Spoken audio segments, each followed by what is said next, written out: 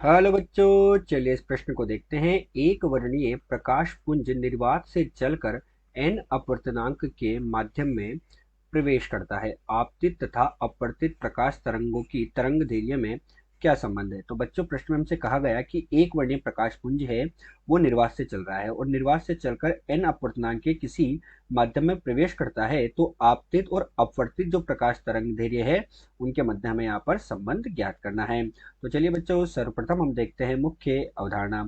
तो बच्चों, हमसे क्या कहा गया कि निर्वात से चल रहा है प्रकाश पुंज और एन अपवर्तनांक के माध्यम में प्रवेश कर रहा है। तो बच्चों, यहाँ पर मैं एक माध्यम अंतराल पृष्ठ का निर्माण कर देता हूँ। ये हमारे पास बच्चों कोई भी एक माध्यम अंतराल पृष्ठ है और ये हमारे पास क्या हो गया, यहाँ पर अभिलंब हो गया।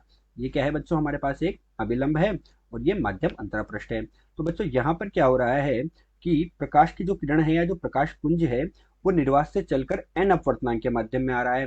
अर्थात निर्वात यानी कि क्या बच्चों, विरल माध्यम से चल रहा है। तो ये प्रकाश किरण बच्चों हमारे पास इस तरह से चल रही थी, निर्वात से चल रही थी। निर्वात में प्रकाश की चाल हमारे पास बच्चों सी है, तो ये हमारे पास प्रकाश की चाल सी से चल रही थी।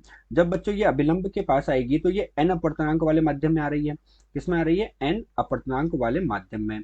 तो बच्चों, जब ये एन अपवर्तनांक वाले माध्यम में आएगी तो ये क्या हो जाएगी बच्चों, अभिलंब की ओर मुड़ जाएगी, क्योंकि निर्वात अर्थात ये विरल माध्यम से सघन की ओर आ रही है एक तरह से। तो ये क्या हो जाएगी, अभिलंब की तरफ मुड़ जाएगी। तो इस तरह से ये हमारे पास बच्चों किरण आई और ये किरण अभिलंब की ओर मुड़ जाती है और माध्यम में इसकी चाल हमारे पास क्या है बच्चों, वी है। तो ये तो हमारे पास क्या है, अभिलंब है, जिसको हम एन से भी दर्शाते हैं। तो ये अभिलंब हो गया।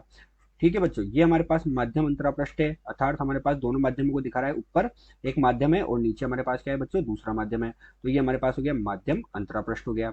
सी क्या है बच्चों, निर्वात में चाल है। वी क्या है हमारे पास, माध्यम में इसकी चाल हमारे पास है और ये विरल माध्यम से एक तरह से सघन माध्यम आई। तो बच्चों, यहाँ पर हम क्या देखते हैं कि जो माध्यम है उस माध्यम में प्रकाश की चाल, हम लिखते हैं माध्यम में प्रकाश की चाल। माध्यम में प्रकाश की चाल, जिसे हम v से दर्शा रहे हैं बच्चों, वो किसके बराबर होती है? प्रकाश की चाल v बराबर हमारे पास होती है बच्चों c बटे n के। किसके बराबर होती है बच्चों? c बटे n के। जो c जहां पर हमारे पास क्या है, निर्वात में प्रकाश की चाल है। तो c तो हो गया निर्वात में प्रकाश की चाल, निर्वात में प्रकाश की चाल। और n क्या है बच्चों? n हमारे पास जो माध्यम है उस माध्यम का अपवर्तनांक है। और n क्या होता है यहाँ पर? n हमारे पास होता है माध्यम का अपवर्तनांक। ये हमारे पास किसी में माध्यम में प्रकाश की चाल होती है। और बच्चों, यही हमारे पास इस प्रश्न की मुख्य उदाहरण है। तो चलिए बच्चों, अब हम देखते हैं इस प्रश्न का हल। तो उसमें हम क्या देखते हैं बच्चों कि हमारे पास माध्यम में प्रकाश की चाल v बराबर c बटे n है। इसी क्रम में बच्चों हम देखते हैं कि जो माध्यम होता है उसमें प्रकाश की चाल जो v है, माध्यम में हमारे पास बच्चों जो v है ये बराबर होता है, v बराबर हमारे पास होता है बच्चों माध्यम की तरंग दैर्ध्य लेमडा। लेमडा जो है माध्यम की तरंग दैर्ध्य, हमने माध्यम के लिए m लगा दिया है बच्चों, और इसके गुणा में होती है आवृत्ति न्यू। इसी प्रकार बच्चों हमारे पास जो निर्वात में है, निर्वात में तो निर्वात में बच्चों प्रकाश की चाल क्या है, c। ये किसके बराबर होती है बच्चों? निर्वात की तरंग दैर्ध्य। निर्वात की तरंग दैर्ध्य को हमने लेमडा c लिख दिया और यहाँ पर ये न्यू क्या होती है बच्चों? आवृत्ति होती है। तो न्यू तो हमारे पास क्या है, आवृत्ति है। v माध्यम में प्रकाश की चाल है, c निर्वात में है, और लेमडा m माध्यम में प्रकाश की तरंग दैर्ध्य है और लेमडा c निर्वात में प्रकाश की तरंग दैर्ध्य है। तो बच्चों क्या होता है कि जो आवृत्ति होती है ना, वो माध्यम परिवर्तित होने पर आवृत्ति परिवर्तित नहीं होती है। कभी भी माध्यम परिवर्तित होगा तो आवृत्ति का मान परिवर्तित नहीं होता, इसीलिए माध्यम में और निर्वात में आवृत्ति का मान हमारे पास यहाँ पर क्या है, समान है। तो अब हम क्या देखते हैं कि हमारे पास मुख्य उदाहरण में v बराबर c बटे n था, तो v का मान रखते हैं बच्चों। v का मान हमारे पास कितना हो जाएगा, लेमडा m और गुणा में आवृत्ति न्यू, बराबर में क्या था बच्चा, c बटे n। c का मान क्या हो जाएगा, लेमडा c, और ये आवृत्ति न्यू बटे यहाँ पर क्या हो जाएगा, n हमारे पास हो जाएगा। तो ये हमारे पास n आ गया। दोनों तरफ बच्चों आवृत्ति से आवृत्ति का मान कट जाएगा।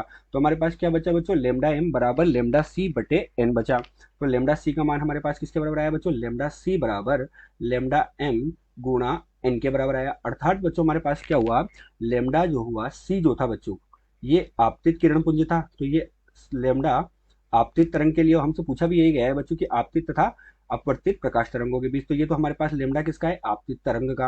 हम माध्यम में आए तो वहां पर हमारे पास क्या हुई थी बच्चों, अपवर्तित हुई। तो ये हमारे पास हो गई अपवर्तित तरंग का।